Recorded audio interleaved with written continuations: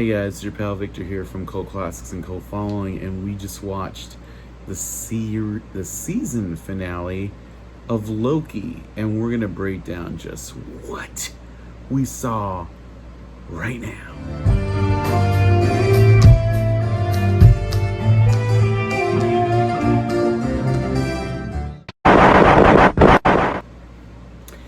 So yeah, we just watched the season finale of Loki, and man, so I've been saying for a while, this is like the best of what Marvel has to offer on DC Plus or Disney Plus. And I've been watching Marvel TV shows for quite a while now. I've sat through stuff like Agents of Shield, which just seemed like it was just scraping by on its budget, from like the terrible like Deathlock and to the pretty good Ghost Rider. And then we had Daredevil, which started off strong, and then we had Iron Fist, which the less said about that the better. But to Luke Cage, which was good, and Jessica Jones, which was probably the best of those shows. And then they had the last lackluster Defenders and Punisher, which really wanted to be an 80s action movie. And then we have the MCU era of TV shows with WandaVision, which was really good, and Falcon the Winter Soldier, which could have been a 2-hour movie.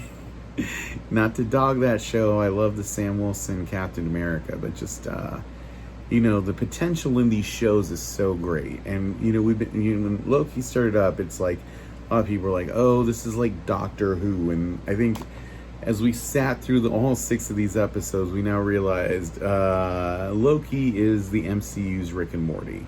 And if today's Citadel at the End of Time did not make that 100% crystal clear, then you have been watching the wrong show, friends.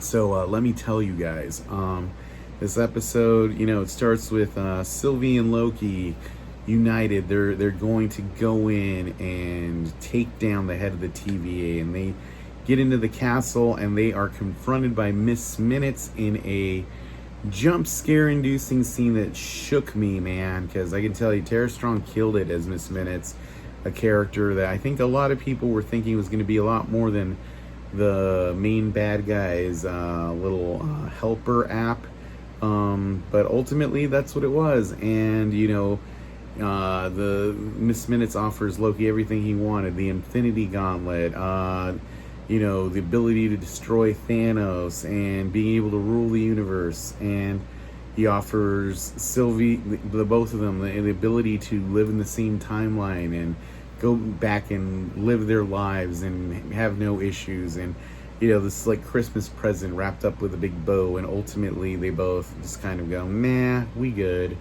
And they charge into the head person's office and kind of find nothing. They look around, and ultimately a door opens, and it is Jonathan Majors from Lovecraft Country, a show which got a lot of love at the Emmys today. And he is eating an apple and wearing a pink cloak over a green striped uniform. And right there, if you haven't been following this, I called this last week, and Jonathan Majors is a great pick for him. Jonathan Majors is playing Kang the Conqueror, or as he's called in this episode, He Who Remains. But as he recounts his origin as a man in the 31st century who was met by another version of himself who greeted him and offered him technology and complimented him on his looks.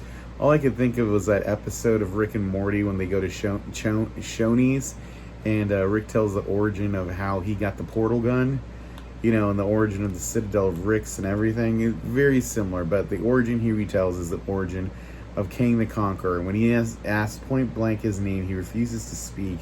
It tells him, he's been called many names. He's been called, the head of the TVA. He's been called a conqueror. So, without using his name, and the uniform and the backstory, this was Kang the Conqueror,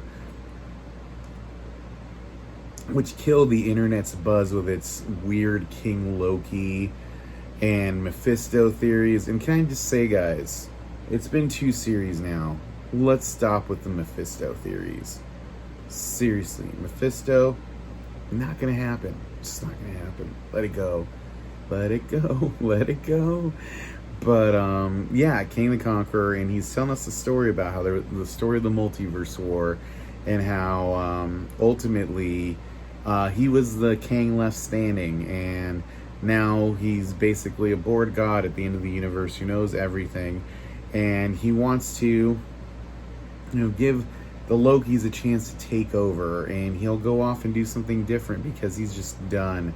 And and he has this apple, and it's a very funny thing that at the beginning it symbolizes all this hidden knowledge he has. By the end of the conversation, it's easier to think of him as sort of like the engineer in Snowpiercer, the character Ed Harris plays, who's just like, I'm done, I need someone to take over, and it's you. And then Sylvie's about to kill him, but then he realizes the choice he's offering is like, kill the devil or keep him in place and keep at bay the thousands of devils you don't know, the more evil versions of King the Conqueror, been waiting for a branch reality breach. And Sylvie and Loki fight about this, and before this, they're united, and then they fight, and then there's a moment where they make up and they kiss, what you've been waiting for. But unfortunately, Sylvie doesn't see things Loki's way, and she ends up using a temp pad to kick him back to the TVA, whereupon she kills King the Conqueror, which destroys the sacred timeline. Speaking of the sacred timeline in the TVA, Miss Minutes gives Renslayer a roadmap, and she decides to leave the TVA after being confronted by Mobius. They have a fight, Renslayer wins, and it's basically, they're talking about their morals and where they stand and everything, and she decides not to kill him after besting him, and she goes off to find free will.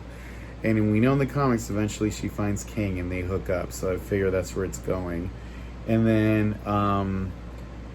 Hunter B-15 goes to 2018, I think it's in the United States, and then they find Renslayer there, a time variance. It turns out Judge Renslayer was a variant herself, but we think this is all going to come into play, but unfortunately, when Sylvie kills King, it destroys the sacred timeline, and the timeline that Loki ends up with is essentially like that episode of The Simpsons where Homer steps on a frog and the timeline he goes back to is totally different. That's what happens. The TVA has been, all the statues of the sacred timekeepers are gone. There's a single statue of King the Conqueror, and Hunter B-15 and Mobius have no idea who the fuck Loki is. They think he's just some analyst.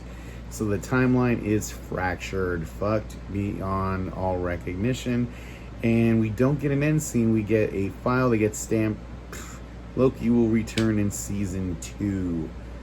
So yeah, that's the episode. And man, like, all the reveals here, Jonathan Majors is so charismatic as King the Conqueror. Can't wait to see him in Quantum Mania in full King regalia. We're gonna get another season of the show.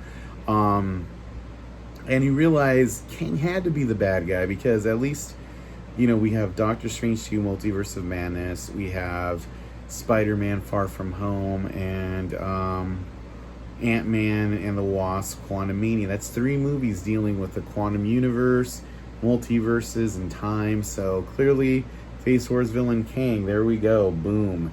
Makes perfect sense, and it's kind of exciting, And we're going to get another season of Loki, which was awesome, next year, and that's going to be great.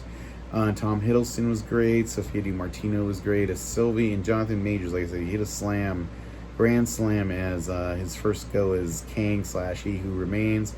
And this episode is a bit talky, so I know I talked to a lot of people during our watch party who didn't quite understand what happened, but when Sylvie kills Kang, he promises if he stays, he'll be the devil, but if you kill him, it's going to start a multiverse war. This is exactly what happened. The timelines are all destroyed, and they have to do the best they can to, basically, plug leaks. And this is basically how I think we're going to get a lot of continuity issues handled with the MCU. I think this will probably play heavily into Black Panther 2. Maybe this is how we end up with Killmonger as Black Panther. I think, this is how we're going to end up, dealing with some of what happened to Captain America, the Steve Rogers version. So yeah, it's gonna be great. I'm really excited. I really enjoyed the show. It was a really great episode, and just lots of little Easter eggs here from Kang's outfit to like the knowledge. Once he runs out of knowledge, that apple he runs out of knowledge. The whole story with Renslayer, the hunters. It's just a lot going on. They tied it up really well. I mean, like I was saying, if you have a trouble understanding why the timeline was fractured, it's Back to the Future theory. You fuck with something, it's gonna fuck you back somehow, or also Rick and Morty theory, same thing. But yeah, if you enjoyed this video, you have any questions you want me to answer further about this video, please feel free to leave a comment. If you like this video, subscribe, hit the notification bell when new videos come up, and we will see you soon. And thanks for tuning in to our breakdown of the season finale of Loki, and we will see you soon.